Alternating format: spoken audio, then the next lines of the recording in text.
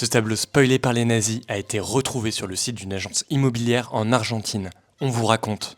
Cette peinture, c'est le portrait d'une dame de Giuseppe Ghirlandaio.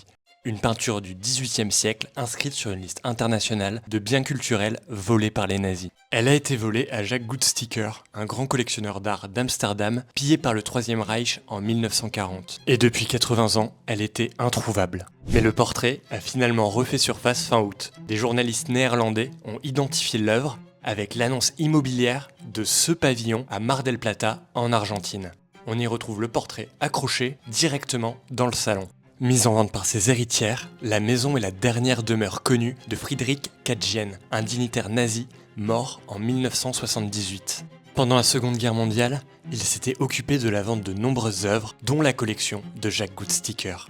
Comme de nombreux nazis, il avait fui en Amérique du Sud après la guerre. Ce 4 septembre, le procureur Daniel Adler a annoncé que l'avocat de la famille Katjen a rapporté l'œuvre. Estimée à 50 000 € il y a peu, la peinture doit encore être authentifiée. Des recherches complémentaires sont en cours pour faire la lumière sur l'origine d'autres pièces en la possession de la famille Katjen. Du côté des ayants droit de Jacques Guttsticker, sur les 1200 peintures qui composaient sa collection, près de 1000 toiles manquent toujours à l'appel.